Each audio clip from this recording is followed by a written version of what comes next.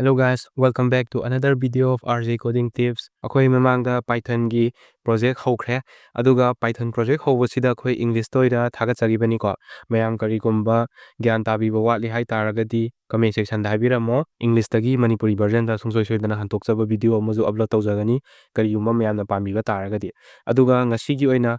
akhoi gi project ani suba tawgani. Project ani suba sidi Manipuri da tawjagani. Aduga sigi Manipuri da thagatsawriba video siga chamanaba akhoi English ti version ju amuga jo hana thagatsagani. Aduna mayam karigumba akhoi gi sigi video se English ta ju yengingba or Manipuri da yengingba oi taragadi anima adum yengbiba yaganeba. Aduna ani thokna thagatsagani. So ngasigi project ani suba se kai oidoino haiba matamda Python sihinaraga akhoi kamaina screenshot lawba yaba akhoi app ama semgado do haiba kamaina semgani du yengminagani. Let's start the video. Akhoi project se hongnabagi damakta paicham hangtoga leire mayam sidesida new project dum seminasi ko. So sidesida ti location thaminarasi. So mayam sidesida aina location ama khapirasi location je sidesida yawraga leirabani hana la leiba location yenduna sida create number si create number kanda anova si interface ama ubirani sidesida khoi code iba hogadwini ba. So si se somda thangtokke sina khara yengba nungaim tawgani.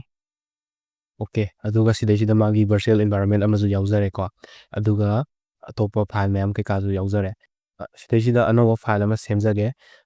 Python file loiduni. Sidesida app.py file di maming di any amekta thonne ke sukaide. So huzi akhoi kari darkar oi haiba requirements to pune yengminasi aduga loinana requirements to installation kamaina tawgani aduga loinana akhoi kamaina igani do pune yengminasi. Ahanba requirements ta sidesida mana PIL hai ko. PIL hai basi Python image library hai bani. So Python image library je kamaina sihinagani hai matamda ma se akhoi gi image process tawwa amadi image open tawwa edit tawwa save tawwa natraga resize rotate tawwa loinamak yadoine bako or even akhoi gi image ki mathakta text isanbado akhoi gi image mathaktaga watermark hapa leidana adumaina watermark hapa bau yagadwine bako adugi damakta adugumba library hanana leijabani adudu khoina Python image library haira khangnai adugi sigi Python image library haibaje sinarani aduga khoinga sigi project system gadwine ba as well as ani suba requirements ta OS hai ko OS se akhoi operating system haibani majina Python da operating system sigi package sinaraga khoi system jida operating system jida file je save tawwa read tawwa ngamhan gadwine ba aduna tragasu akhoi gi create tawwa yai delete tawwa yai or magi path to change tawthokpa yai ba ko sini aduga loinana ahum subadana PyQt5 widgets hai ko sigi Qt widgets or Qt5 widgets sijina kaidoge haba matamda akhoi gi graphical user interface ha doine mamangda ju khoi sigi mamangda ama yaugre user interface ha bai di kintar kaina adu do khoi project 1 da sina gibane ba adumaina tawdana aduga chamana bada akhoi atopa Qt widgets hai ba sema ju lei sijina PyQt5 sidagi logada bane ba ko aduga sina gada ba adu khoi kumaina sina doino du yengsi as well as time hai ba se sina doni time sina do sina kai donam no file je screenshot je save tawda maming thonda time dogi maming lor thondane haidi akhoina phone da photo kape khalone photo wi maming do khoi gi 2025 natraga 2024 da ka por ana 2024 ka aduna maming hauraga tholakane ba as well as akhoina sigi screenshot je law matamda sina du je magi maming thonba do time je natraga date time je ani ji da sina raga tholan ja be wane ko aduna tabi akhoi random oina tholasu kaisu kaide aduna random sina doiba adu mayam ge pam bane adudi karigumba implement tawngamaga di best tare aroibada system sys ko system jina khoi gi Python interpreter akhoi gi huji yauri ba Python interpreter se akhoi gi di Python 3.8 base version ni mayam ge top version top orambe adu tawbo kaisu kaide ko so requirements sing jigi specific magi documentation loi leijai mayam adu pabiraga amuka hena atopa project hembada kana gani haina khanjai huziki oina di adugi atopa explanation da yam ka hena samjalaroi only koina focus tawdoise project hembada tang leba ko aduna atopa karigumba mayamna sigi specific oiva requirements sing jigi matangda topic ama oina video sembi wire su ai songso choidana semjarake mayam comment section da habiramo so coming to the project akhoi huzik project semba horasi akhoi terminal hangtosi sidai terminal laira terminal hangtok sare ꯁꯤꯒꯤ ꯇꯔꯃꯤꯅꯦꯜꯁꯤꯗ virtual environment activate ꯇꯧꯕꯒꯤꯅꯤ ꯁꯤꯗꯩꯁꯤꯗ VENVꯅ ꯃꯃꯥꯡꯗ ꯊꯣꯛꯂꯛꯏꯁꯤ ꯑꯗꯨꯅ ꯇꯥꯛꯄꯗꯤ ꯑꯩꯈꯣꯏ ꯁꯤꯒꯤ ꯄ꯭ꯔꯣꯖꯦꯛꯁꯦ ꯃꯤꯉꯣꯟꯗ ꯄꯤꯕ ꯃꯇꯝꯗ ꯄꯥꯏꯊꯟ ꯃꯤꯗꯨꯗ ꯏꯟꯁꯇꯣꯜ ꯇꯧꯗ꯭ꯔꯁꯨ ꯌꯥꯔꯦ ꯁꯤꯒꯤ ꯚꯔꯆꯨꯋꯦꯜ ꯏꯟꯚꯥꯏꯔꯣꯟꯃꯦꯟꯁꯤꯅ ꯑꯗꯨꯝ ꯔꯟ ꯇꯧꯖꯈ꯭ꯔꯗꯣꯏꯅꯦꯕꯀꯣ ꯑꯗꯨꯅꯤ ꯁꯣ ꯁꯤ ꯂꯩꯔꯕꯅꯤꯅ ꯑꯩꯈꯣꯏ ꯁꯤꯗꯩꯁꯤꯗ ꯁꯤꯒꯤ ꯁ꯭ꯄꯦꯁꯤꯐꯤꯛ ꯑꯣꯏꯅ ꯁꯤꯒꯤ ꯃꯅꯨꯡꯁꯤꯗ ꯏꯟꯁꯇꯣꯂꯦꯁꯟ ꯈꯔ ꯇꯧꯒꯅꯤ ꯏꯟꯁꯇꯣꯂꯦꯁꯟ ꯇꯧꯔꯕ ꯃꯇꯨꯡꯗ ꯉꯁꯥꯏꯒꯤ ꯑꯩꯈꯣꯏꯒꯤ ꯄ꯭ꯔꯣꯖꯦꯛꯇꯣ ꯁꯦꯝꯕ ꯍꯧꯒꯗꯣꯏꯅꯤ ꯏꯟꯁꯇꯣꯜ ꯇꯧꯗ꯭ꯔꯤꯉꯩꯗ ꯑꯩꯈꯣꯏꯒꯤ ꯁꯤꯁꯇꯦꯝꯁꯤꯗ ꯅꯠꯇ꯭ꯔꯒ ꯁꯤꯒꯤ ꯚꯔꯆꯨꯋꯦꯜ ꯏꯟꯚꯥꯏꯔꯣꯟꯃꯦꯟꯁꯤꯒꯤ ꯃꯅꯨꯡꯗ ꯀꯩ ꯌꯥꯎꯒꯦ ꯍꯥꯏꯕꯗꯣ ꯍꯥꯟꯅ ꯌꯦꯡꯁꯤ ꯑꯗꯨꯅ ꯄꯤꯞ ꯂꯤꯁ ꯍꯥꯏꯔꯒ ꯌꯦꯡꯕ ꯌꯥꯏꯀꯣ ꯄꯤꯞ ꯂꯤꯁ ꯍꯥꯏꯕ ꯃꯇꯝꯁꯤꯗ ꯃꯉꯣꯟꯗ ꯌꯥꯎꯔꯤꯕꯁꯤ ꯄꯤꯞ ꯑꯃ ꯌꯥꯎꯔꯦ ꯁꯦꯠꯑꯞ ꯇꯨꯜꯁ ꯍꯥꯏꯕ ꯑꯃ ꯌꯥꯎꯔꯦ ꯋꯤꯜ ꯍꯥꯏꯕ ꯑꯃ ꯌꯥꯎꯔꯦ ꯁꯣ ꯑꯇꯣꯞꯄ ꯑꯩꯈꯣꯏ ꯍꯥꯞꯆꯤꯟꯒꯗꯣꯏꯅꯦꯕ ꯑꯗꯨꯅ ꯑꯍꯥꯟꯕ ꯑꯩꯈꯣꯏꯅ ꯏꯟꯁꯇꯣꯜ ꯇꯧꯒꯗꯕ ꯗꯤꯄꯦꯟꯗꯦꯟꯁꯤꯁꯦ ꯀꯩꯅꯣ ꯍꯥꯏꯕ ꯃꯇꯝꯗ ꯄꯤꯞ ꯏꯟꯁꯇꯣꯜ ꯉꯁꯥꯏꯒꯤ PILꯗ ꯑꯣꯏꯗꯣꯏꯅꯦꯕꯀꯣ ꯑꯗꯨꯕꯨ PIL ꯍꯥꯏꯕꯁꯤꯗꯤ ꯂꯩꯇꯦ ꯃꯥꯁꯦ ꯏꯠ ꯏꯁ ꯑ ꯁꯤꯝꯄꯜ ꯐꯣꯔꯝ ꯑꯣꯐ ꯄꯤꯂꯣ ꯁꯤꯒꯤ ꯑꯅꯤꯁꯨꯕ ꯄꯤꯂꯣꯁꯦ ꯁꯤꯁꯤꯒꯤ ꯃꯥꯒꯤ ꯑꯁꯝꯕꯤꯅꯦ ꯑꯗꯨꯅ ꯄꯤꯂꯣꯁꯦ ꯏꯟꯁꯇꯣꯜ ꯇꯧꯒꯗꯕ ꯑꯗꯨꯒ ꯍꯣꯔꯦꯟ PILꯁꯦ ꯁꯤꯖꯤꯟꯅꯕ ꯌꯥꯗꯣꯏꯅꯦꯕꯀꯣ ꯁꯣ ꯁꯤ ꯏꯟꯁꯇꯣꯜ ꯇꯧꯔꯦ ꯑꯗꯨꯒ ꯑꯩꯈꯣꯏ ꯚꯔꯆꯨꯋꯦꯜ ꯏꯟꯚꯥꯏꯔꯣꯟꯃꯦꯟꯁꯤꯗ ꯍꯥꯞꯈ꯭ꯔꯦ ꯁꯣ ꯑꯅꯤꯁꯨꯕꯗ ꯄꯤꯞ ꯏꯟꯁꯇꯣꯜ ꯇꯧꯁꯤ ꯀꯅꯥꯅꯣ ꯑꯩꯈꯣꯏꯒꯤ ꯉꯁꯥꯏꯒꯤ ꯄꯥꯏ QT5 ꯋꯤꯖꯦꯠꯁꯇꯣ ꯄꯥꯏ QT5 ꯄꯥꯏ QT5ꯇꯤ ꯌꯥꯎꯔꯦ ꯏꯟꯁꯇꯣꯜ ꯇꯧꯁꯜꯂ ꯌꯦꯡꯉꯁꯤ ꯁꯤ ꯏꯟꯁꯇꯣꯜ ꯇꯧꯔꯦ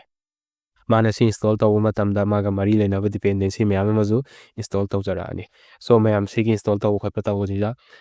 ꯏꯟꯇꯔꯅꯦꯠ ꯈꯔꯗꯤ ꯆꯪꯒꯅꯤ ꯑꯗꯨꯅ ꯃꯌꯥꯝ ꯏꯟꯇꯔꯅꯦꯠꯇꯣ ꯔꯦꯗꯤ ꯇꯧꯔ ꯊꯝꯕꯤꯌꯨꯀꯣ ꯃꯔꯛ ꯊꯠꯅ ꯍꯌꯦꯡ January 12, 2025 ꯅꯨꯃꯤꯠ ꯑꯁꯤꯗ 15,000 INRꯒꯤ ꯏꯟꯇꯔꯀ꯭ꯂꯥꯟ MP ꯒꯦꯃꯤꯡ ꯇꯣꯔꯅꯥꯃꯦꯟ ꯑꯃꯈꯛ ꯄꯥꯡꯊꯣꯛꯆꯔꯒꯅꯤ ꯍꯥꯏꯔꯤꯕ ꯇꯣꯔꯅꯥꯃꯦꯟ ꯑꯁꯤ ꯆꯦꯅꯦꯜ ꯑꯁꯤꯃꯛꯇꯗ ꯂꯥꯏꯚ ꯊꯥꯖꯒꯅꯤ ꯇꯣꯔꯅꯥꯃꯦꯟ ꯑꯁꯤ Call of Duty Mobile ꯍꯥꯏꯔꯤꯕ ꯒꯦꯝ ꯑꯁꯤꯒ ꯃꯔꯤ ꯂꯩꯅꯅ ꯄꯥꯡꯊꯣꯛꯀꯗꯧꯔꯤꯕꯅꯤ ꯃꯁꯤꯗ ꯚꯥꯏꯄꯔ X ꯍꯥꯏꯔꯤꯕ ꯑꯩꯈꯣꯏ ꯃꯩꯇꯩ ꯃꯆꯥ ꯉꯥꯛꯇꯒꯤ ꯑꯣꯏꯕ ꯀ꯭ꯂꯥꯟ ꯑꯁꯤꯒꯤ ꯃꯦꯝꯕꯔꯁꯤꯡꯅ ꯀꯝꯄꯤꯠ ꯇꯧꯒꯗꯧꯔꯤꯕꯅꯤ ꯃꯔꯝ ꯑꯗꯨꯅ ꯍꯌꯦꯡ ꯁꯨꯡꯁꯣꯏ ꯁꯣꯏꯗꯅ ꯂꯥꯏꯚ ꯁꯇ꯭ꯔꯤꯝ ꯑꯗꯨꯕꯨ ꯁꯄꯣꯔꯠ ꯇꯧꯕꯤꯌꯨ ꯍꯥꯏꯗꯨꯅ ꯍꯥꯏꯖꯔꯤ ꯃꯈꯥ ꯇꯥꯕ ꯗꯤꯇꯦꯜꯁꯇꯤ ꯍꯌꯦꯡ ꯂꯥꯏꯚ ꯁꯇ꯭ꯔꯤꯝꯗ ꯑꯣꯏꯅ ꯍꯥꯏꯖꯔꯒꯦ ꯃꯌꯥꯝ ꯑꯗꯨꯅ ꯉꯁꯤ ꯚꯤꯗꯤꯑꯣꯁꯤꯗ ꯑꯃꯨꯛ ꯄꯨꯟꯅ ꯌꯦꯡꯃꯤꯟꯅꯔꯁꯤ ꯀꯔꯤꯒꯨꯝꯕ ꯃꯌꯥꯝ ꯁꯤꯒꯤ ꯑꯩꯈꯣꯏꯒꯤ ꯄ꯭ꯔꯣꯖꯦꯛꯁꯤ ꯄꯥꯏꯆꯥꯔꯝꯗ ꯏꯗ꯭ꯔꯒꯁꯨ VS Code ꯑꯗꯨꯝ ꯏꯕ ꯌꯥꯏꯑꯕꯀꯣ ꯄꯥꯏꯆꯥꯔꯝꯁꯤꯗ ꯏꯗꯕ ꯌꯥꯗꯦ ꯍꯥꯏꯕ ꯂꯩꯇꯦ ꯁꯤꯗꯤ ꯑꯣꯞꯁꯅꯦꯜꯅꯦ ꯁꯨꯝ ꯑꯩꯈꯣꯏ ꯄꯥꯏꯆꯥꯔꯝꯗ ꯇꯧꯔꯁꯨ ꯌꯥꯏ Visual Studio Codeꯇ ꯇꯧꯔꯁꯨ ꯌꯥꯏ ꯏꯟꯁꯇꯣꯂꯦꯁꯟ ꯂꯣꯏꯔꯕꯅꯤꯅ ꯑꯩꯈꯣꯏ ꯍꯧꯖꯤꯛ ꯄꯤꯞ ꯂꯤꯁ ꯇꯧꯔꯒ ꯌꯦꯡꯉꯁꯤ ꯌꯥꯎꯔꯕ ꯄꯤꯞ ꯂꯤꯁ ꯇꯧꯔꯦ ꯄꯤꯞ ꯂꯤꯁ ꯇꯧꯕ ꯀꯥꯟꯗ ꯄꯤꯂꯣ ꯌꯥꯎꯔꯦ ꯄꯥꯏ QT5 ꯌꯥꯎꯔꯦ as well as ꯃꯥꯒ ꯃꯔꯤ ꯂꯩꯅꯕ ꯂꯣꯏ ꯌꯥꯎꯔꯦ ꯁꯣ ꯑꯍꯥꯟꯕꯗ ꯑꯩꯈꯣꯏ ꯏꯁꯀ꯭ꯔꯤꯟꯁꯣꯠ ꯂꯧꯅꯕꯒꯤ ꯐꯪꯁꯟ ꯑꯃ ꯍꯥꯟꯅ ꯗꯔꯀꯥꯔ ꯑꯣꯏꯔꯅꯤ ꯐꯪꯁꯟꯁꯦ ꯀꯩ ꯑꯣꯏꯗꯣꯏꯅꯣ def ꯇꯦꯛ ꯏꯁꯀ꯭ꯔꯤꯟꯁꯣꯠ ꯍꯥꯏꯕꯒꯤ ꯇꯦꯛ SS ꯍꯥꯏ ꯁꯤ ꯐꯪꯁꯟꯁꯦ ꯍꯧꯖꯤꯛꯀꯤ ꯑꯣꯏꯅꯗꯤ ꯄꯥꯁ ꯇꯧꯔ ꯊꯝꯒꯦ ꯃꯦꯟ ꯐꯪꯁꯟꯁꯦ ꯍꯥꯞꯄꯒꯦ ꯁꯤꯒꯤ ꯃꯦꯟ ꯐꯪꯁꯟꯁꯤꯗ ꯉꯁꯥꯏꯒꯤ ꯇꯦꯛ ꯏꯁꯀ꯭ꯔꯤꯟꯁꯣꯠꯁꯦ ꯁꯤꯒꯤ ꯐꯪꯁꯟꯁꯦ ꯀꯣꯜ ꯇꯧꯗꯣꯏꯅꯦꯕ ꯁꯣ ꯍꯧꯖꯤꯛꯐꯥꯎꯒꯤ ꯑꯣꯏꯅꯗꯤ ꯁꯤꯒꯤ ꯑꯍꯥꯟꯕ ꯏꯁꯇ꯭ꯔꯛꯆꯔꯁꯦ ꯂꯩꯔꯦ ꯁꯣ ꯁꯤꯗꯩꯁꯤꯗ ꯑꯩꯈꯣꯏ ꯔꯟ ꯇꯧꯔꯒ ꯌꯦꯡꯕ ꯃꯇꯝꯗ ꯑꯦꯔꯔ ꯀꯩꯝꯇ ꯊꯣꯛꯑꯦ ꯃꯔꯝꯗꯤ ꯁꯤ ꯑꯦꯔꯔ ꯑꯝꯇ ꯌꯥꯎꯗꯦ ꯀꯔꯤ ꯗꯤꯄꯦꯟꯗꯦꯟꯁꯤ ꯗꯔꯀꯥꯔ ꯑꯣꯏ ꯍꯥꯏꯕꯗꯣ ꯑꯩꯈꯣꯏ ꯃꯊꯪ ꯏꯝꯄꯣꯔꯠ ꯇꯧꯁꯜꯂꯛꯑꯁꯤ ꯑꯍꯥꯟꯕꯗ ꯉꯁꯥꯏꯒꯤ ꯄꯤꯂꯣꯗꯣ ꯑꯩꯈꯣꯏ ꯏꯟꯁꯇꯣꯜ ꯇꯧꯈꯤꯕ ꯄꯤꯂꯣ ꯍꯥꯏꯕꯗꯣ ꯑꯗꯨꯗꯒꯤ PILꯗꯨꯗꯒꯤ ꯑꯩꯈꯣꯏꯅ ꯏꯝꯄꯣꯔꯠ ꯇꯧꯒꯗꯣꯏꯅꯤ ꯄꯤꯂꯣꯗꯨ ꯑꯁꯝꯕ PIL ꯀꯧꯋꯦꯕꯀꯣ ꯑꯗꯨꯗꯒꯤ ꯏꯝꯄꯣꯔꯠ ꯇꯧꯁꯤ ꯀꯅꯥ ꯏꯃꯦꯖ ꯒ꯭ꯔꯦꯞ ꯍꯥꯏꯕꯁꯦ ꯁꯤ ꯑꯩꯈꯣꯏ ꯏꯝꯄꯣꯔꯠ ꯇꯧꯁꯜꯂꯛꯑꯁꯤ ꯁꯤꯁꯤꯅ ꯏꯃꯦꯖ ꯒ꯭ꯔꯦꯞ ꯍꯥꯏꯁꯤꯅ ꯏꯃꯦꯖꯇꯣ ꯂꯧꯅꯕꯒꯤꯗꯃꯛꯇꯅꯦ ꯁꯣ ꯑꯅꯤꯁꯨꯕꯗ ꯇꯥꯏꯞ ꯑꯃꯈꯛ ꯏꯝꯄꯣꯔꯠ ꯇꯧꯔꯁꯤ import OS ꯑꯃ import ꯇꯧꯔꯁꯤ ꯑꯗꯒꯤ import date time ꯑꯃ import ꯇꯧꯔꯁꯤ ꯂꯣꯏꯗ꯭ꯔꯤ import stamp ꯑꯃꯒ ꯃꯌꯥꯝ ꯁꯤꯗꯩꯁꯤꯗ ꯑꯩꯈꯣꯏꯒꯤ requirement ꯇꯝꯇꯪ ꯂꯥꯛꯆꯒꯦ PIL ꯌꯥꯎꯈ꯭ꯔꯦ OS ꯌꯥꯎꯈ꯭ꯔꯦ time ꯌꯥꯎꯈ꯭ꯔꯦ date time ꯌꯥꯎꯈ꯭ꯔꯦ system ꯌꯥꯎꯈ꯭ꯔꯦ only pi QT5 QT widgets ꯉꯥꯏꯔꯦꯀꯣ ꯁꯣ ꯁꯤꯗꯩꯁꯤꯗ ꯁꯤꯁꯨ import ꯇꯧꯁꯜꯂꯝꯃꯁꯤ ꯁꯤꯗꯤ ꯑꯩꯈꯣꯏꯅ from ꯍꯥꯏꯔꯅꯤ from pi ꯁꯤꯗ QT5 auto suggestion ꯊꯣꯛꯂꯛꯑꯦ ꯁꯤꯗꯒꯤ ꯀꯩ ꯇꯧꯒꯗꯣꯏꯕ QT widgets ꯁꯤ ꯑꯩꯈꯣꯏꯅ import ꯇꯧꯔꯛꯑꯅꯦꯕ ꯁꯤꯒꯤ pi QT5 QT widgets ꯍꯥꯏꯁꯤꯗꯩ ꯀꯩꯅꯣ import ꯇꯧꯒꯗꯣꯏꯁꯦ from this import Q application ꯁꯤꯁꯤꯅ ꯉꯁꯥꯏꯒꯤ ꯑꯩꯈꯣꯏꯒꯤ application ꯑꯃ ꯊꯣꯛꯂꯛꯀꯗꯣꯏꯅꯦ run ꯇꯧꯅꯕꯒꯤ ꯑꯗꯨꯒꯤ applicationꯗꯨꯃ as well as Q widget ꯑꯃꯈꯛ ꯑꯩꯈꯣꯏꯒꯤ yes no ꯀꯥꯏꯅ ꯍꯥꯏꯕ ꯑꯗꯨꯒꯨꯝꯕꯒꯤ widget ꯑꯃꯈꯛ ꯑꯗꯒꯤ ꯑꯃꯅ level ꯁꯤꯁꯤꯅ levelꯁꯤꯅ ꯃꯥꯒꯤ level ꯄꯤꯅꯕꯅꯦ ꯍꯥꯏꯗꯤ ꯑꯩꯈꯣꯏꯒꯤ ꯇꯦꯛꯁꯀꯤ string ꯖꯒꯥ ꯈꯔ ꯄꯤꯔꯛꯅꯕꯅꯦꯕ ꯁꯤꯁꯤꯡꯁꯦ ꯂꯩꯔꯦ ꯁꯣ ꯁꯤꯁꯤꯅ ꯉꯁꯥꯏꯒꯤ ꯃꯥꯒꯤ required ꯃꯥꯒꯤ package ꯀꯩꯗꯣ ꯑꯩꯈꯣꯏꯅ import ꯂꯣꯏꯅ ꯇꯧꯔꯦ ꯁꯣ ꯑꯍꯥꯟꯕꯗ ꯑꯩꯈꯣꯏ ꯀꯩꯀꯩ ꯇꯧꯅꯤ ꯑꯗꯨꯒ ꯀꯩꯀꯩ ꯁꯦꯝꯒꯅꯤꯗꯣ ꯁꯤꯒꯤ ꯐꯪꯁꯟꯁꯤꯗ ꯏꯕ ꯍꯧꯔꯛꯑꯁꯤ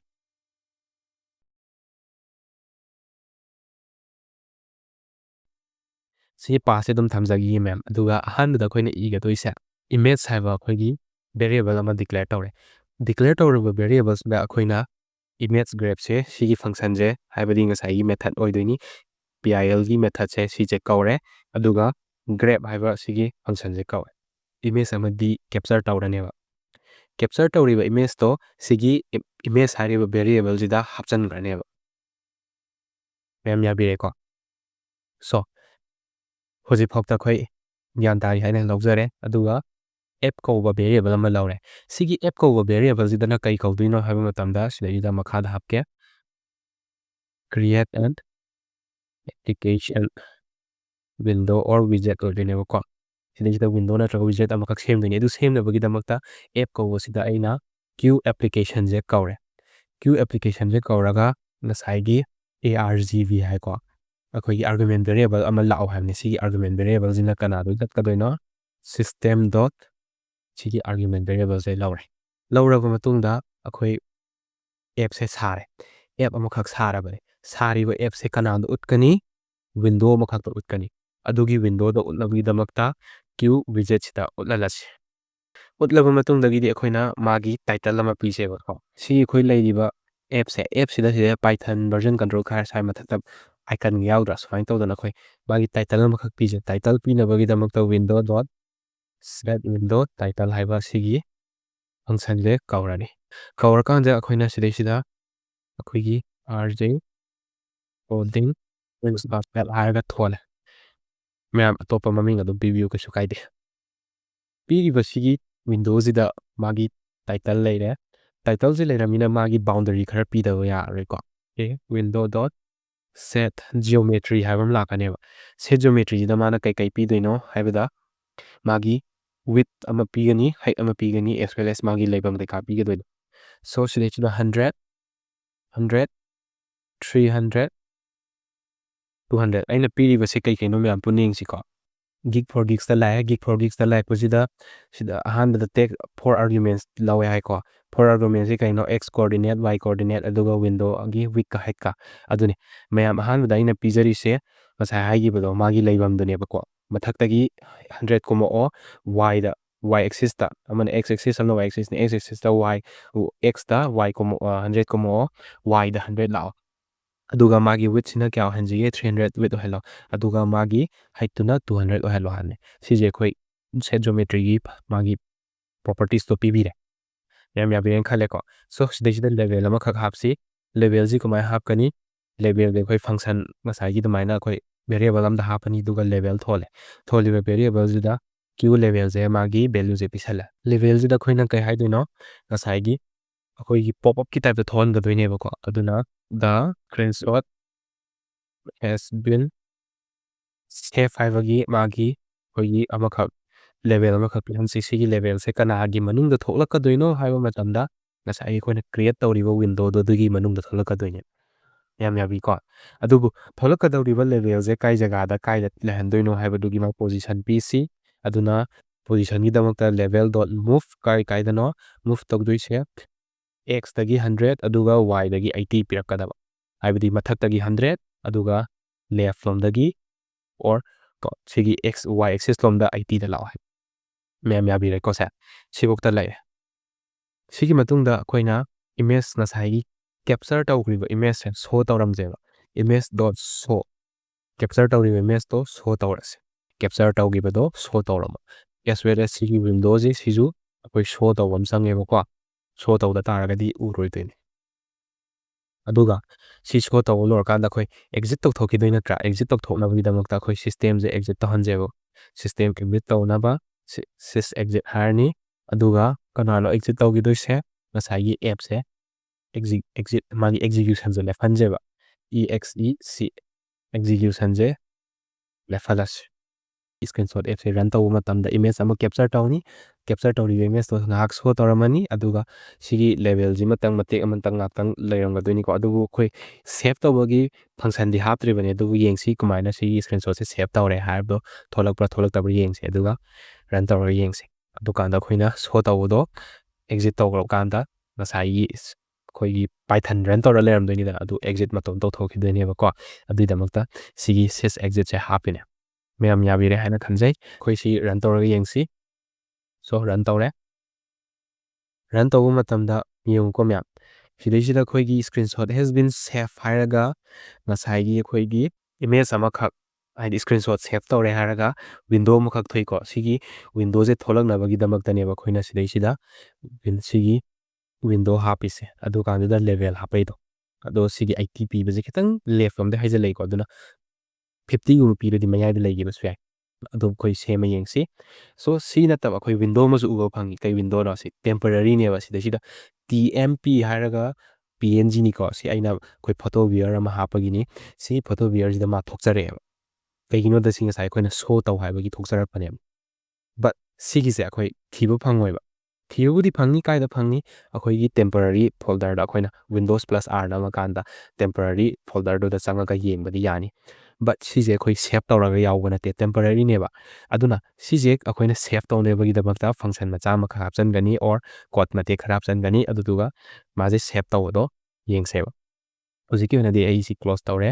ꯑꯗꯨꯒ ꯑꯦꯁ ꯋꯦꯜ ꯑꯦꯁ ꯁꯤꯒꯤ ꯋꯤꯟꯗꯣ ꯃꯆꯥꯁꯤꯁꯨ ꯀ꯭ꯂꯣꯁ ꯇꯧꯔꯦ ꯑꯦꯔꯔ ꯀꯩꯀꯥ ꯑꯝꯇ ꯄꯤꯔꯝꯗ꯭ꯔꯦꯀꯣ ꯁꯣ ꯑꯩꯈꯣꯏꯒꯤ ꯑꯦꯞꯁꯦ ꯍꯧꯖꯤꯛ ꯐꯥꯎꯗ ꯋꯥꯔꯀꯤꯡ ꯑꯣꯏꯔꯤ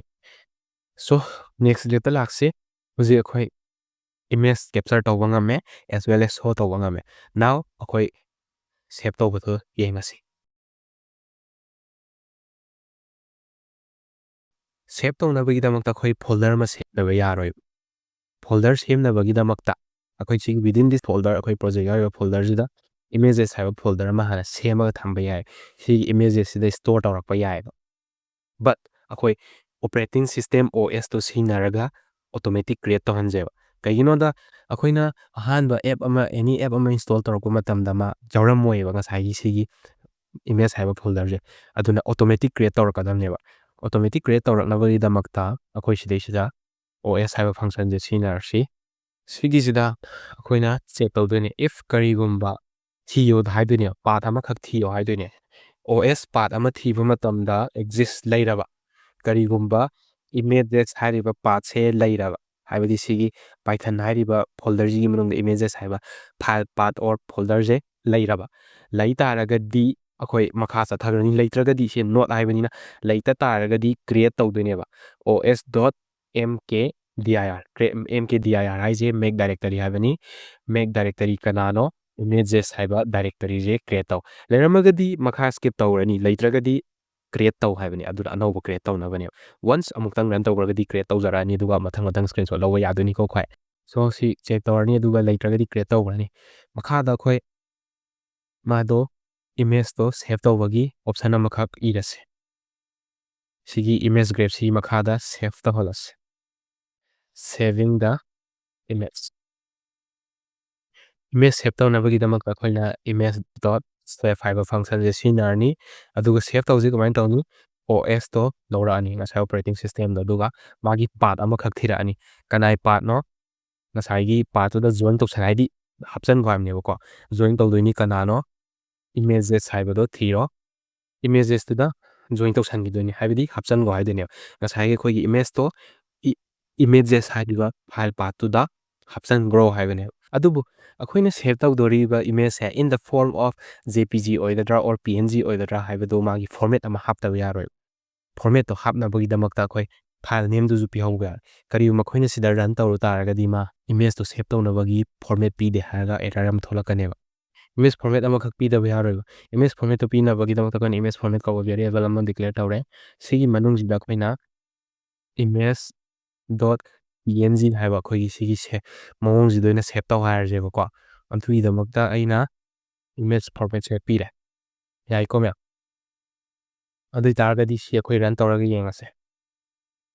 ꯔꯟ ꯇꯧꯔꯦ ꯑꯣꯀꯦ ꯁꯤꯗꯩꯁꯤꯗ ꯃꯥꯅ ꯏꯃꯦꯖ ꯗꯣꯠ PNG ꯍꯥꯏꯕꯁꯦ ꯁꯦꯞ ꯇꯧꯈ꯭ꯔꯦ ꯀꯥꯏꯗ ꯏꯟ ꯗꯤꯁ ꯏꯃꯦꯖ ꯐꯣꯜꯗꯔꯁꯤꯗ ꯀꯣ ꯌꯦꯡꯁꯤ ꯃꯌꯥꯝ ꯁꯤꯗꯩꯁꯤꯗ ꯏꯃꯦꯖꯦꯁ ꯍꯥꯏꯕ ꯐꯣꯜꯗꯔ ꯑꯃꯈꯛ ꯎꯏꯀꯣ ꯁꯤꯒꯤ ꯃꯅꯨꯡꯁꯤꯗ ꯏꯃꯦꯖ ꯗꯣꯠ PNG ꯍꯥꯏꯕ ꯑꯃꯈꯛ ꯊꯣꯛꯂꯛꯑꯦ ꯁꯤꯗꯩꯁꯤꯗ ꯑꯩꯈꯣꯏ ꯍꯧꯖꯤꯛ ꯅꯝꯈꯤꯕ ꯏꯃꯦꯖꯇꯣ ꯌꯥꯎꯔꯒ ꯂꯩꯔꯦ ꯎꯏꯀꯣ ꯑꯗꯨ ꯑꯣꯏꯇꯥꯔꯒꯗꯤ ꯑꯩꯈꯣꯏ ꯁꯤ ꯋꯥꯔꯛ ꯇꯧꯔꯕꯅꯦꯕ ꯑꯗꯨꯗꯤ ꯑꯩꯈꯣꯏ ꯍꯧꯖꯤꯛ ꯁꯤꯒꯤ ꯁ꯭ꯀ꯭ꯔꯤꯟꯁꯣꯠ ꯑꯦꯞꯁꯦ ꯂꯧꯊꯣꯛꯑꯁꯦ ꯑꯩꯈꯣꯏ ꯍꯧꯖꯤꯛꯀꯤ ꯑꯣꯏꯅ ꯀꯣꯗꯁꯦ ꯋꯥꯔꯛ ꯇꯧꯔꯦ ꯑꯗꯨꯕꯨ ꯑꯩꯈꯣꯏ ꯁꯤꯗꯩꯁꯤꯗ ꯑꯁꯣꯏꯕ ꯑꯃ ꯌꯦꯡꯖꯦꯕ ꯀꯔꯤꯒꯨꯝꯕ ꯑꯩꯅ ꯁꯤꯒꯤ ꯏꯃꯦꯖ PNGꯁꯦ ꯆꯞ ꯃꯥꯟꯅꯕ ꯑꯃꯨꯛꯀꯁꯨ ꯑꯃꯨꯛ ꯔꯟ ꯇꯧꯔꯒ ꯅꯝꯖꯦꯕ ꯅꯝꯕ ꯃꯇꯝꯗ ꯍꯥꯟꯅꯒꯤ ꯏꯃꯦꯖꯁꯦ ꯑꯣꯚꯔꯔꯥꯏꯠ ꯇꯧꯔꯛꯑꯅꯦꯕ ꯃꯔꯝꯗꯤ ꯑꯩꯈꯣꯏꯅ ꯁꯤꯗꯩꯁꯤꯗ ꯏꯃꯦꯖ ꯐꯣꯔꯃꯦꯠꯇ ꯄꯤꯔꯤꯁꯦ ꯑꯣꯡꯂꯤ image.png ꯍꯥꯏꯕꯁꯤꯅꯦꯕ ꯑꯗꯨꯅ ꯑꯅꯧꯕ ꯏꯃꯦꯖ ꯑꯃ ꯅꯝꯃꯛꯑꯁꯨ image.pngꯗ ꯑꯗꯨꯝ ꯁꯦꯞ ꯇꯧ ꯂꯩꯔꯅꯤ ꯌꯦꯡꯁꯤꯀꯣ ꯁꯤꯒꯤ ꯑꯃꯨꯛꯀ ꯍꯟꯅ ꯔꯟ ꯇꯧꯁꯤ app.pyꯁꯦ ꯔꯟ ꯇꯧꯁꯦꯕꯀꯣ ꯁꯤꯗ ꯑꯃꯨꯛ ꯌꯦꯡꯉꯨ ꯑꯩꯈꯣꯏꯒꯤ ꯔꯟ ꯇꯧꯕ ꯀꯥꯟꯗ ꯏꯃꯦꯖ ꯑꯃꯈꯛ ꯁꯦꯞ ꯇꯧꯈ꯭ꯔꯕꯅꯤ ꯁꯦꯞ ꯇꯧꯔꯤꯕ ꯏꯃꯦꯖꯁꯦ ꯑꯩꯈꯣꯏ ꯚ꯭ꯌꯨ ꯇꯧꯔ ꯌꯦꯡꯁꯤ ꯑꯗꯣ ꯑꯅꯧꯕ ꯏꯃꯦꯖ ꯑꯃꯈꯛ ꯑꯃꯨꯛ ꯂꯥꯛꯑꯦ ꯀꯔꯤꯒꯨꯝꯕ ꯑꯩ ꯁꯤꯗꯩꯁꯤꯗ ꯁꯤꯒꯤ ꯕ꯭ꯔꯥꯎꯖꯔ ꯃꯇꯦꯛꯁꯤ ꯑꯃ ꯍꯥꯞꯀꯦꯕ ꯑꯗꯨꯒ ꯁꯤ ꯑꯩ ꯅꯥꯀꯟ ꯅꯥꯀꯟ ꯊꯝꯒꯦ ꯅꯥꯀꯟ ꯊꯝꯃꯒ ꯑꯃꯨꯛ ꯔꯟ ꯇꯧꯁꯤ ꯌꯦꯡꯁꯤ ꯁꯤꯒꯤ ꯄꯥꯏꯊꯟ ꯑꯦꯞ ꯄꯤ ꯋꯥꯏꯁꯦ ꯑꯩ ꯔꯟ ꯇꯧꯗꯣꯏꯅꯤ ꯔꯟ ꯇꯧꯔꯦ ꯔꯟ ꯇꯧꯕ ꯀꯥꯟꯗ ꯑꯦꯞ ꯑꯃꯈꯛ ꯅꯝꯈ꯭ꯔꯦ ꯅꯝꯃꯤꯕ ꯏꯁꯀ꯭ꯔꯤꯟꯁꯣꯠꯁꯦ ꯃꯥꯅ ꯏꯁꯀ꯭ꯔꯤꯟꯁꯣꯠ ꯍꯦꯁ ꯕꯤꯟ ꯁꯦꯞꯇꯤ ꯊꯥꯔꯛꯑꯦ ꯁꯤ ꯑꯩꯈꯣꯏ ꯂꯧꯊꯣꯛꯑꯦ ꯂꯧꯊꯣꯛꯀꯥꯟꯗ ꯇꯦꯝꯄꯔꯔꯤ ꯁꯣ ꯇꯧꯕꯁꯤꯁꯨ ꯂꯧꯊꯣꯛꯑꯦ ꯑꯗꯨꯀꯥꯟꯗꯨꯗ ꯁꯤ ꯑꯩ ꯃꯤꯅꯤꯃꯥꯏꯁ ꯇꯧꯈ꯭ꯔꯒꯦ ꯑꯗꯨꯒ ꯁꯤ ꯃꯦꯛꯁꯤꯃꯥꯏꯁ ꯇꯧꯔꯦ ꯑꯗꯨꯀꯥꯟꯗꯨꯗ ꯌꯦꯡꯉꯣ ꯍꯥꯟꯅ ꯂꯩꯔꯝꯕ ꯏꯃꯦꯖ ꯑꯇꯩꯗꯨ ꯊꯤ ꯐꯪꯕ꯭ꯔꯥ ꯐꯪꯗꯦ ꯑꯅꯧꯕ ꯏꯃꯦꯖ ꯑꯃꯈꯛ ꯊꯣꯛꯑꯦ ꯊꯣꯛꯏꯕ ꯏꯃꯦꯖꯁꯤꯗꯤ ꯀꯔꯝꯕ ꯏꯃꯦꯖꯅ ꯍꯥꯏꯕꯗꯣ ꯍꯧꯖꯤꯛ ꯑꯩꯈꯣꯏꯒꯤ ꯕ꯭ꯔꯥꯎꯖꯔ ꯌꯥꯎꯈꯤꯕꯗꯨꯅꯦꯕ ꯑꯗꯨꯅ ꯏꯃꯦꯖꯁꯦ ꯑꯣꯚꯔꯔꯥꯏꯠ ꯇꯧ ꯂꯩꯔꯦꯕ ꯑꯣꯚꯔꯔꯥꯏꯠ ꯇꯧꯕꯁꯦ ꯑꯩꯈꯣꯏ ꯇꯧꯍꯜꯂꯣꯏꯕ ꯑꯗꯨꯅ ꯑꯩꯈꯣꯏꯒꯤ ꯉꯁꯥꯏꯒꯤ ꯗꯦꯠ ꯇꯥꯏꯝꯗꯤ ꯍꯥꯞꯄꯒ ꯑꯅꯧꯕ ꯐꯥꯏꯜ ꯅꯦꯝ ꯑꯃꯃꯝ ꯁꯨꯝ ꯖꯦꯅꯦꯔꯦꯠ ꯇꯧꯍꯟꯗꯣꯏꯅꯦꯕ ꯑꯅꯧꯕ ꯐꯥꯏꯜ ꯅꯦꯝ ꯖꯦꯅꯦꯔꯦꯠ ꯇꯧꯔꯀꯥꯟꯗꯨꯗ ꯐꯥꯏꯜ ꯏꯃꯦꯖꯇꯣ ꯑꯅꯧꯕ ꯁꯨꯝ ꯍꯥꯞꯀꯠꯂꯛꯀꯗꯣꯏꯅꯤ ꯑꯗꯨꯒꯤꯗꯃꯛꯇ ꯑꯩꯈꯣꯏꯅ ꯇꯥꯏꯝ ꯐꯣꯔꯃꯦꯠ ꯑꯃ ꯁꯦꯝꯗꯕ ꯌꯥꯔꯔꯣꯏ ꯇꯥꯏꯝ ꯐꯣꯔꯃꯦꯠꯇꯨ ꯁꯦꯝꯃꯅꯤ ꯑꯗꯨꯀꯥꯟꯗꯨꯗ ꯉꯁꯥꯏꯒꯤ ꯇꯥꯏꯝ ꯐꯣꯔꯃꯦꯠꯇꯨꯒꯤ ꯃꯇꯨꯡ ꯏꯟꯅ ꯏꯃꯦꯖꯁꯨ ꯖꯦꯅꯦꯔꯦꯠ ꯇꯧꯍꯟꯒꯗꯣꯏꯅꯤ ꯁꯣ ꯇꯥꯏꯝ ꯐꯣꯔꯃꯦꯠ ꯑꯃꯈꯛꯁꯨ ꯍꯥꯞꯁꯤ ꯇꯥꯏꯝ ꯐꯣꯔꯃꯦꯠꯁꯤꯅ ꯀꯃꯥꯏꯅ ꯇꯧꯁꯤꯒꯦ ꯍꯥꯏꯕ ꯃꯇꯝꯗ ꯗꯦꯠ ꯇꯥꯏꯝꯗꯒꯤ ꯂꯧꯔꯛꯑꯣ ꯗꯦꯠ ꯇꯥꯏꯝꯁꯦ ꯂꯧꯔꯛꯑꯣ ꯑꯗꯨꯒ ꯗꯣꯠ ꯅꯥꯎ ꯍꯧꯖꯤꯛꯀꯤ ꯃꯇꯝꯗꯣ ꯂꯧꯔꯣ ꯑꯗꯨꯒ ꯃꯥꯁꯦ ꯏꯁꯇ꯭ꯔꯤꯡꯗ ꯑꯣꯟꯊꯣꯛꯈꯤꯗꯣꯏꯅꯤ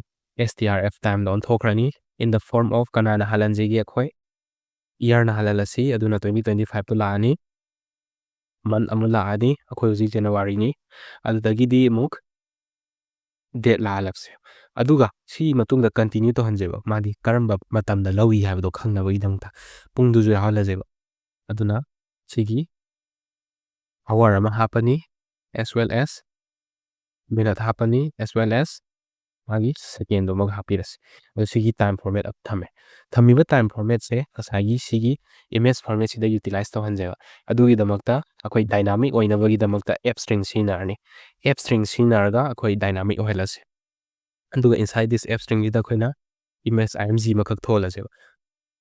img ꯊꯣꯜꯂꯤꯁꯤꯅ ꯉꯁꯥꯏꯒꯤ ꯏꯃꯦꯖ ꯃꯃꯤꯡ ꯑꯃ ꯍꯧꯈ꯭ꯔꯦ ꯍꯥꯏꯕ ꯇꯥꯛꯄꯅꯤ ꯑꯗꯨꯒ ꯁꯤꯗꯩꯁꯤꯗ ꯀꯟꯇꯤꯅ꯭ꯌꯨ ꯇꯧꯍꯟꯁꯤ ꯀꯅꯥꯅ ꯇꯥꯏꯝ ꯐꯣꯔꯃꯦꯠꯁꯤꯅ ꯀꯟꯇꯤꯅ꯭ꯌꯨ ꯇꯧꯍꯜꯂꯁꯤ ꯑꯗꯨꯒ ꯑꯗꯨꯒꯤ ꯃꯇꯨꯡꯗ ꯑꯩꯈꯣꯏꯒꯤ ꯐꯥꯏꯜ ꯅꯦꯝꯗꯤ ꯑꯗꯨꯝ png ꯑꯣꯏꯍꯜꯂꯁꯤ ꯀꯩꯅꯣꯗ ꯁ꯭ꯀ꯭ꯔꯤꯟꯁꯣꯠꯁꯤꯗꯤ ꯑꯌꯥꯝꯕ png ꯑꯣꯏꯅꯩ ꯃꯥꯒꯤ ꯀ꯭ꯋꯥꯂꯤꯇꯤ ꯃꯥꯡꯗꯅꯕ ꯁꯣ ꯑꯩꯈꯣꯏꯒꯤ ꯉꯁꯥꯏꯒꯤ ꯇꯥꯏꯝ ꯐꯣꯔꯃꯦꯠ ꯑꯃ ꯁꯦꯝꯃꯦ ꯁꯦꯝꯃꯤꯕ ꯇꯥꯏꯝ ꯐꯣꯔꯃꯦꯠꯁꯦ ꯏꯃꯦꯖ ꯐꯣꯔꯃꯦꯠ ꯍꯥꯏꯔꯤꯕ ꯚꯦꯔꯤꯑꯦꯕꯜꯁꯤꯗ ꯁꯤꯖꯤꯟꯅꯔꯦ ꯌꯨꯖꯤꯡ ꯑꯦꯞ ꯁ꯭ꯇ꯭ꯔꯤꯡ ꯁꯤꯖꯤꯟꯅꯔꯒ ꯑꯗꯨꯒ ꯍꯥꯏꯔꯤꯕ ꯑꯦꯞ ꯁ꯭ꯇ꯭ꯔꯤꯡꯗꯣ ꯑꯗꯨ ꯁꯤꯖꯤꯟꯅꯔꯒ ꯑꯩꯈꯣꯏ ꯉꯁꯥꯏꯒꯤ ꯁꯤꯒꯤ ꯏꯃꯦꯖ ꯐꯣꯔꯃꯦꯠꯁꯤꯗ ꯍꯣꯔꯦꯟ ꯀꯦꯞꯆꯔ ꯇꯧꯕꯗ ꯏꯃꯦꯖꯦꯁꯀꯤ ꯃꯅꯨꯡꯗ ꯑꯅꯧꯕ ꯏꯃꯦꯖ ꯑꯃꯃꯝ ꯑꯣꯏꯅ ꯂꯥꯛꯑꯅꯦꯕ ꯌꯥꯏꯀꯣ ꯃꯌꯥꯝ ꯁꯣ ꯍꯧꯖꯤꯛ ꯑꯩꯈꯣꯏ ꯑꯌꯥꯝꯕ ꯁꯤꯗꯩꯁꯤꯗ ꯃꯥꯒꯤ ꯐꯪꯁꯟ ꯂꯣꯏꯔꯦ ꯃꯥꯒꯤ ꯀꯣꯠ ꯂꯣꯏꯔꯕꯅꯦ ꯑꯗꯨꯕꯨ ꯁꯤꯒꯤ ꯏꯝꯄꯣꯔꯠ ꯇꯥꯏꯝ ꯍꯥꯏꯔꯤꯕꯁꯦ ꯀꯩꯅꯣ ꯍꯥꯏꯕꯗꯣ ꯑꯩꯈꯣꯏ ꯃꯈꯥꯗ ꯑꯃ ꯁꯤꯖꯤꯟꯅꯔꯛꯈꯤꯅꯤ ꯑꯗꯨ ꯀꯩꯒꯤꯅꯣ ꯑꯩ ꯍꯥꯏꯖꯔꯛꯈꯤꯒꯦ ꯃꯔꯝꯗꯤ ꯑꯩꯈꯣꯏꯅ ꯏꯁꯀ꯭ꯔꯤꯟ ꯁꯣꯠ ꯑꯃ ꯂꯧꯕ ꯃꯇꯝꯗ ꯍꯦꯛꯇ ꯈꯨꯗꯛꯇ ꯂꯧꯗꯦꯕ ꯍꯥꯏꯕꯗꯤ ꯑꯩꯈꯣꯏꯅ ꯈꯤꯇꯪ ꯑꯩꯅ ꯂꯧꯒꯗꯧꯔꯤꯕ ꯑꯦꯞꯇꯣ ꯆꯦꯟꯖ ꯇꯧꯅꯤꯡꯕ ꯑꯣꯏꯕ ꯌꯥꯏ ꯑꯗꯒꯤ ꯑꯩꯈꯣꯏꯒꯤ ꯗꯛ ꯂꯥꯎꯅ 5 ꯁꯦꯀꯦꯟꯁ ꯗꯤꯂꯦ ꯅꯠꯇ꯭ꯔꯒ 3 ꯁꯦꯀꯦꯟ ꯗꯤꯂే ꯂꯩꯍꯟꯅꯕꯒꯤꯗꯃꯛꯇ ꯑꯩꯈꯣꯏ ꯗꯤꯂꯦ ꯍꯥꯞꯁꯦꯕꯀꯣ ꯑꯗꯨꯅ ꯁꯤꯗꯩꯁꯤꯗ ꯗꯤꯂꯦ ꯈꯔ ꯍꯥꯞꯁꯤ ꯗꯤꯂꯦ ꯍꯥꯞꯅꯕꯒꯤꯗꯃꯛꯇ ꯑꯩꯈꯣꯏꯅ ꯀꯩ ꯍꯥꯏꯒꯅꯤꯗ time dot sleep ꯍꯥꯏꯕ ꯑꯃ ꯍꯥꯞꯄꯅꯤ ꯁꯤꯗꯩꯁꯤꯗ ꯑꯩꯈꯣꯏ ꯄꯤꯅꯤꯡꯕ ꯄꯤꯕ ꯌꯥꯔꯦ 3 ꯁꯦꯀꯦꯟ ꯄꯤꯒꯦꯔꯥ 5 ꯁꯦꯀꯦꯟ ꯄꯤꯒꯦꯔꯥ 10 ꯁꯦꯀꯦꯟ ꯄꯤꯒꯦꯔꯥ ꯑꯗꯨꯒ ꯁꯣꯝꯗ ꯆꯦꯟꯖ ꯇꯧꯅꯤꯡꯉꯤꯕ ꯋꯤꯟꯗꯣꯗꯣ ꯆꯦꯟꯖ ꯇꯧꯅꯤꯡꯕ ꯃꯇꯝꯗ ꯇꯧꯕ ꯌꯥꯔꯦ ꯁꯤꯅꯤꯀꯣ ꯑꯗꯣ ꯃꯌꯥꯝ ꯑꯩꯈꯣꯏ ꯁꯤꯒꯤ ꯁ꯭ꯋꯥꯏ ꯃꯇꯥꯡꯁꯤꯐꯥꯎ ꯌꯧꯔꯛꯄ ꯀꯥꯟꯁꯤꯗꯗꯤ ꯒ꯭ꯌꯥꯟ ꯇꯥꯏ ꯍꯥꯏꯅ ꯂꯧꯖꯔꯒꯦ ꯑꯗꯨꯒ ꯃꯌꯥꯝ ꯁꯤꯐꯥꯎ ꯑꯩꯈꯣꯏ ꯚꯤꯗꯤꯑꯣꯁꯦ ꯌꯦꯡꯕꯤ ꯇꯥꯔꯒꯗꯤ ꯆꯦꯅꯦꯜꯁꯤꯕꯨ ꯁꯕꯁꯀ꯭ꯔꯥꯏꯕ ꯇꯧꯗꯕ ꯂꯩꯔꯒꯁꯨ ꯇꯧꯁꯟꯕꯤꯔꯝꯃꯣ ꯑꯩꯈꯣꯏ ꯁꯤꯒꯤ ꯆꯦꯅꯦꯜꯁꯤꯕꯨ ꯌꯥꯔꯤꯕ ꯃꯈꯩ ꯁꯞꯄꯣꯔꯠ ꯇꯧꯕꯤꯌꯨ ꯍꯥꯏꯗꯨꯅ ꯍꯥꯏꯖꯔꯤ ꯑꯩꯈꯣꯏ ꯚꯤꯗꯤꯑꯣ ꯅꯝꯕ ꯑꯃꯗꯤ ꯚꯤꯗꯤꯑꯣ ꯏꯗꯤꯠ ꯇꯧꯕ ꯑꯦꯁ ꯋꯦꯜ ꯑꯦꯁ ꯚꯤꯗꯤꯑꯣꯗꯨ ꯑꯃꯨꯛ ꯑꯞꯂꯣꯗ ꯇꯧꯕ ꯌꯥꯝ ꯁꯥꯡꯕ ꯄ꯭ꯔꯣꯁꯦꯁꯅꯤ ꯑꯩꯈꯣꯏ ꯑꯦꯐꯔꯠ ꯌꯥꯝꯅ ꯆꯪꯉꯦꯕ ꯑꯗꯣ ꯃꯌꯥꯝꯅ ꯈꯤꯇꯪ ꯁꯞꯄꯣꯔꯠ ꯎꯠꯄꯤ ꯇꯥꯔꯒꯗꯤ ꯑꯩꯈꯣꯏꯗꯁꯨ ꯃꯣꯇꯤꯚꯦꯁꯟ ꯄꯤꯗꯣꯏꯅꯦꯕ ꯑꯗꯨꯗꯨꯅ ꯑꯩꯈꯣꯏ ꯃꯈꯥ ꯇꯥꯅ ꯚꯤꯗꯤꯑꯣ ꯃꯌꯥꯝ ꯑꯃ ꯁꯦꯝꯕ ꯉꯝꯒꯗꯣꯏꯅꯤ ꯑꯩꯈꯣꯏ ꯁꯤꯒꯤ ꯃꯊꯪ ꯁꯤꯒꯤ ꯄ꯭ꯔꯣꯖꯦꯛꯁꯦ 2 ꯁꯨꯕꯅꯤ 3 ꯁꯨꯕ 4 ꯁꯨꯕ 5 ꯁꯨꯕ ꯃꯊꯪ ꯍꯥꯞꯆꯔꯛꯀꯗꯣꯏꯅꯤ ꯑꯗꯨꯒ ꯑꯩꯈꯣꯏ ꯑꯇꯣꯞꯄ ꯃꯤꯒꯁꯨ ꯀꯣꯂꯥꯏꯞ ꯇꯧꯕꯒꯤ ꯑꯥꯏꯗꯤꯌꯥꯁꯨ ꯂꯩ ꯑꯗꯨꯅ ꯑꯩꯈꯣꯏ ꯑꯇꯣꯞꯄ ꯃꯤꯅ ꯇꯥꯛꯄꯁꯨ ꯊꯥꯒꯠꯆꯔꯛꯀꯅꯤ ꯂꯥꯛꯀꯅꯤ ꯑꯗꯨꯅ ꯑꯩꯈꯣꯏ ꯄꯨꯟꯅ ꯀꯣꯂꯥꯞ ꯇꯧꯔꯒ ꯇꯧꯔꯛꯀꯗꯕꯅꯤ ꯑꯗꯨꯅ ꯃꯌꯥꯝ ꯄꯨꯟꯅ ꯁꯞꯄꯣꯔꯠ ꯇꯧꯕꯤꯌꯨ ꯍꯥꯏꯗꯨꯅ ꯍꯥꯏꯖꯔꯤ as well as ꯑꯩꯈꯣꯏ ꯂꯥꯏꯔꯤꯛ ꯇꯥꯛꯄ ꯈꯛꯇꯪ ꯅꯠꯇꯅ ꯑꯩꯈꯣꯏ ꯒꯦꯃꯤꯡ ꯇꯣꯔꯅꯥꯃꯦꯟꯠꯀꯨꯝꯕ ꯁꯤꯟꯕꯒꯤ ꯃꯔꯛꯇꯁꯨ ꯍꯥꯞꯆꯔꯛꯀꯅꯤ ꯑꯗꯣ ꯃꯌꯥꯝ ꯑꯗꯨꯒꯤꯁꯨ ꯃꯇꯥꯡ ꯆꯥꯕ ꯉꯥꯏꯕꯤꯌꯨ ꯍꯥꯏꯗꯨꯅ ꯍꯥꯏꯖꯔꯤ ꯑꯗꯨꯅ ꯃꯌꯥꯝ ꯑꯩꯈꯣꯏ ꯁꯤꯒꯤ ꯆꯦꯅꯦꯜꯁꯤꯕꯨ ꯑꯩꯈꯣꯏꯒꯤ ꯄ꯭ꯔꯣꯒ꯭ꯔꯥꯃꯤꯡꯇꯪ ꯅꯠꯇꯕ ꯑꯩꯈꯣꯏꯒꯤ ꯇꯦꯛꯅꯤꯀꯦꯜꯒꯤ ꯂꯝꯗ ꯈꯤꯇꯪ ꯑꯩꯈꯣꯏ ꯑꯦꯗꯚꯥꯟꯁ ꯑꯣꯏꯕ ꯃꯑꯣꯡꯗ ꯄꯨꯟꯅ ꯁꯞꯄꯣꯔꯠ ꯇꯧꯕꯤꯗꯨꯅ ꯑꯩꯈꯣꯏ ꯁꯤꯒꯤ ꯆꯦꯅꯦꯜꯁꯤ ꯃꯄꯨꯡ ꯐꯥꯍꯟꯕꯤꯌꯨ ꯍꯥꯏꯗꯨꯅ ꯍꯥꯏꯖꯔꯤ ꯁꯣ ꯍꯧꯖꯤꯛ ꯑꯩꯈꯣꯏ ꯁꯤꯒꯤ ꯃꯇꯥꯡꯁꯤꯐꯥꯎ ꯌꯧꯔꯕꯅꯤꯅ ꯑꯩꯈꯣꯏ ꯄ꯭ꯔꯣꯖꯦꯛꯁꯤꯒꯤ ꯁ꯭ꯀ꯭ꯔꯤꯟꯁꯣꯠ ꯑꯦꯞꯁꯦ ꯁꯥꯕ ꯂꯣꯏꯔꯕꯒꯨꯝꯕꯅꯦꯕ ꯌꯦꯡꯁꯤ ꯃꯌꯥꯝ ꯄꯨꯟꯅ ꯀꯃꯥꯏꯅ ꯇꯧꯒꯦꯗꯣ ꯃꯌꯥꯝ ꯁꯤ ꯔꯟ ꯇꯧꯗꯣꯏꯅꯤ ꯔꯟ ꯇꯧꯔꯒ ꯌꯦꯡꯁꯤ So 3 seconds 1 2 3 screenshot ꯂꯧꯔꯦ the screenshot has been saved ꯍꯥꯏꯔꯦꯀꯣ ꯑꯗꯨꯒ ꯃꯥꯒꯤ screenshot ꯂꯧꯈꯤꯕꯁꯦ ꯑꯩꯈꯣꯏ ꯁꯤ close ꯇꯧꯔꯦ close ꯇꯧꯕ ꯃꯇꯝꯗ ꯁꯤꯗ image ꯑꯃꯈꯛ ꯂꯥꯛꯏꯕ image ꯑꯃ image 2025 01 ꯁꯤꯁꯦ ꯊꯥ ꯑꯣꯏꯗꯣꯏꯅꯤ 09 date ꯑꯣꯏꯗꯣꯏꯅꯤ ꯑꯗꯨꯒ ꯄꯨꯡ 21:51:32 ꯁꯤꯗ ꯅꯝꯈꯤꯕꯅꯦꯕ so ꯁꯤꯃ ꯂꯩꯔꯦ ꯑꯃꯨꯛ ꯑꯩꯈꯣꯏ ꯁꯤꯒꯤꯁꯦ ꯑꯃꯨꯛ ꯔꯟ ꯇꯧꯔꯒ ꯌꯦꯡꯁꯦꯕ ꯑꯗꯨꯀꯥꯟꯗꯗꯤ ꯑꯩ ꯕ꯭ꯔꯥꯎꯖꯔꯗꯣ ꯊꯛꯁꯤꯟꯒꯦꯕ ꯑꯗꯨꯀꯥꯟꯗꯨꯗ ꯕ꯭ꯔꯥꯎꯖꯔꯗꯣ ꯅꯝꯕ꯭ꯔ ꯌꯦꯡꯁꯤ ꯁꯣ ꯁꯤ ꯔꯟ ꯇꯧꯔꯦ ꯔꯟ ꯇꯧꯕ ꯀꯥꯟꯗ ꯑꯩ ꯁꯤ ꯕ꯭ꯔꯥꯎꯖꯔ ꯄꯨꯁꯜꯂꯦ 1 2 3 ꯁꯤ ꯅꯝꯈ꯭ꯔꯦ ꯇꯛ ꯂꯥꯎꯅ ꯅꯝꯈ꯭ꯔꯦꯀꯣ ꯅꯝꯈꯤꯕꯁꯦ ꯑꯩꯈꯣꯏ ꯁꯤ ꯀ꯭ꯂꯣꯖ ꯇꯧꯔꯦ ꯀ꯭ꯂꯣꯖ ꯇꯧꯕꯁꯦ ꯏꯃꯦꯖ ꯑꯅꯧꯕ ꯑꯃ ꯌꯥꯎꯔꯝꯃꯅꯤ ꯏꯃꯦꯖ ꯑꯃꯈꯛ ꯑꯃꯨꯛ ꯌꯥꯎꯔꯛꯀꯦ ꯑꯗꯨꯅ ꯇꯥꯛꯄꯗꯤ ꯃꯊꯪ ꯏꯃꯦꯖꯁꯦ ꯑꯣꯚꯔꯔꯥꯏꯠ ꯇꯧꯗ꯭ꯔꯦ ꯑꯅꯧꯕ ꯏꯃꯦꯖ ꯑꯃꯃꯝ ꯁꯨꯝ ꯑꯅꯧꯕ ꯁꯨꯝ ꯀ꯭ರಿꯌꯦꯠ ꯇꯧꯔꯕꯅꯦꯕ ꯑꯗꯨꯅ ꯁꯤꯒꯤ ꯃꯌꯥꯝꯒꯤ ꯇꯥꯏꯝ ꯐꯣꯔꯃꯦꯠꯁꯤꯗꯤ ꯑꯇꯣꯞꯄ ꯄꯤꯅꯤꯡꯕ ꯄꯤꯕ ꯌꯥꯏꯀꯣ ꯑꯗꯨꯒꯤ ꯃꯇꯨꯡ ꯏꯟꯅ ꯁꯤꯒꯤ ꯏꯃꯦꯖ ꯐꯣꯔꯃꯦꯠꯁꯤꯗ ꯂꯥꯛꯀꯗꯧꯕꯅꯦꯕ ꯑꯗꯨꯅ ꯑꯩꯈꯣꯏꯒꯤ ꯁꯤꯒꯤ ꯁ꯭ꯀ꯭ꯔꯤꯟꯁꯣꯠ ꯁꯤꯝꯄꯜ ꯁ꯭ꯀ꯭ꯔꯤꯟꯁꯣꯠ ꯑꯦꯞ ꯑꯃꯈꯛ ꯁꯥꯕ ꯍꯥꯏꯕꯗꯨ ꯁꯤꯒꯤ ꯃꯇꯥꯡꯁꯤꯗ ꯂꯣꯏꯔꯦ ꯌꯥꯝ ꯌꯥꯕꯤꯔꯦꯀꯣ ꯑꯗꯨꯅ ꯁꯤꯒꯤ ꯁ꯭ꯀ꯭ꯔꯤꯟꯁꯣꯠ ꯑꯦꯞꯁꯦ ꯁꯤꯒꯤ ꯀꯣꯗꯁꯤꯁꯨ ꯑꯩ ꯁꯨꯡꯁꯣꯏ ꯁꯣꯏꯗꯅ ꯒꯤꯠꯍꯕꯇ ꯊꯥꯒꯠꯆꯔꯛꯀꯦ ꯍꯥꯟꯅꯅ ꯁꯤꯒꯤ ꯊꯥꯒꯠꯄ ꯚꯤꯗꯤꯑꯣꯁꯨ ꯂꯩꯔꯕꯅꯦ ꯃꯌꯥꯝ ꯑꯗꯨꯗ ꯆꯠꯂꯒ ꯑꯗꯨꯝ ꯌꯦꯡꯕꯤꯕꯁꯨ ꯀꯩꯁꯨ ꯀꯥꯏꯗꯦꯕꯀꯣ ꯑꯗꯣ ꯁꯤꯁꯤꯅ ꯑꯅꯧꯕ ꯃꯑꯣꯡꯗ ꯈꯔ ꯑꯦꯛꯁꯄ꯭ꯂꯦꯅꯦꯁꯟ ꯍꯦꯟꯅ ꯌꯥꯎꯔꯕꯅꯦ ꯑꯗꯨꯗꯨꯅ ꯁꯤꯁꯦ ꯌꯦꯡꯕꯤꯔꯣ ꯑꯗꯨꯒ ꯁꯤꯒꯤ ꯀꯣꯗꯁꯦ ꯑꯗꯨꯝ ꯃꯌꯥꯝ ꯌꯨꯇꯤꯂꯥꯏꯁ ꯇꯧꯕꯤꯔꯣꯀꯣ ꯑꯗꯨꯒ ꯁꯤꯒꯤ ꯌꯨꯇꯤꯂꯥꯏꯁ ꯇꯧꯕꯤꯔꯕ ꯃꯇꯨꯡꯗ ꯉꯁꯥꯏꯒꯤ ꯁꯤꯒꯤ ꯀꯣꯗꯁꯦ ꯑꯇꯣꯞꯄ ꯑꯗꯣꯝꯒꯤ ꯐ꯭ꯔꯦꯟ ꯁꯔꯀꯜ ꯑꯣꯏꯔꯣ ꯑꯃ ꯑꯣꯏꯔꯣ ꯂꯣꯏꯅꯃꯛ ꯁꯤꯌꯔ ꯇꯧꯃꯤꯟꯅꯕ ꯌꯥꯏ ꯁꯣ ꯁꯤꯒꯤ ꯑꯦꯞ ꯀꯣꯗꯁꯦ ꯑꯩ ꯁꯨꯡꯁꯣꯏ ꯁꯣꯏꯗꯅ ꯒꯤꯠꯍꯕꯇꯁꯨ ꯊꯥꯒꯠꯆꯔꯛꯀꯅꯤ as well as ꯑꯩꯈꯣꯏꯒꯤ ꯕ꯭ꯂꯣꯛꯇꯁꯨ ꯑꯞꯂꯣꯗ ꯇꯧꯅꯕ ꯔꯦꯗꯤ ꯂꯩꯔꯕꯅꯦ ꯑꯗꯨꯅ ꯃꯌꯥꯝꯁꯤ ꯄꯨꯟꯅ ꯌꯦꯡꯃꯤꯟꯅꯔꯣꯀꯣ ꯁꯤꯁꯤꯗ ꯑꯩꯈꯣꯏꯒꯤ ꯄ꯭ꯔꯣꯖꯦꯛ ꯁ꯭ꯀ꯭ꯔꯤꯟꯁꯣꯠ ꯁꯥꯕ ꯂꯣꯏꯔꯦ Thank you so much for watching today's video and I will see you next time.